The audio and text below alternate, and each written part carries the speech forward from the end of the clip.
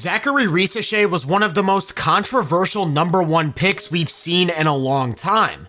As the seasons progress though, he just continues to get better and better, and after 3 months of high-level play that included a recent 36-point explosion against the Bucks, we're talking about a legitimate starter on a playoff team who hasn't even turned 20 years old yet.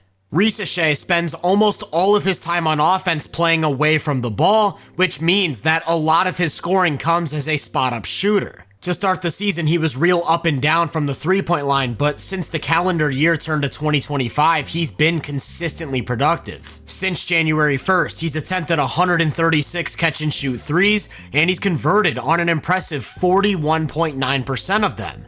Of those 136, 116 of them were wide open, and on those shots, he's made a scorching 45.4%, so we're talking about a guy who defenses have to pay attention to. He's comfortable shooting from any spot on the perimeter, whether that means from either corner or on the top of the key, and he's got a really quick trigger on his release, so he can get them off in pretty much any situation. As a result, he's a guy who consistently draws closeouts, which then opens up his game as an off-the-catch attacker. Something that I think gets overlooked a lot with Risacher is his size. A lot of people think he's 6'9" or 6'10". The NBA has him officially listed as 6'8". Whatever you think, he's a big, lengthy forward, so he's not your typical spot-up shooter. And that size opens up so much more for him as a slasher. Not only is he very decisive off the catch, he's comfortable driving right at shot blockers and going vertical on the finish, and in the event that he doesn't have room to take off vertically, he pairs that lengthy frame with decent footwork and use of strides to create angles from the floor. So we're talking about a guy who can punish defenses when spotting up, not just as a shooter, but as an attacker in the paint as well. With that said though, I'd say what truly unlocks his game in these spots is how good he is at moving without the ball. It's clear how high his feel for the game is with the way he constantly relocates and fills out space to create easy offense, which bodes extremely well for his growth as a player. If he's spotted up on the wing and his defender is more worried about helping at the nail than watching him, he'll sneak behind them with a timely backdoor cut. If he's spotted up in the corner and his defender drops to protect the rim, he'll float along the baseline for one of those vertical finishes. If he's anywhere on the perimeter when a shot goes up and his defender falls asleep, he'll float into open space for an opportunity to crash the glass. He's just always looking for opportunities to improve possessions with his movement. On this one, Trey draws multiple defenders to the baseline, so Risacher cuts from the weak side, then gets into a perfect position to make himself an available target. This time you're going to see him start cutting baseline when his defender helps on the ball, but there's an even bigger opening in the corner, so instead of following through on the cut, he flashes back out to the three-point line for a high-quality jumper. The combination of shooting, finishing, and movement just gives him so much utility as an off-ball player. Not only can they play him from the perimeter, they can put him on the baseline or in the dunker spot to finish plays at the rim, or they can even use him as a screener where he's a threat to pop into open space or to slip into points in the paint. All things considered, I think Risacher has the early makings of a scoring profile that projects into one day being an incredibly dynamic off-ball scorer.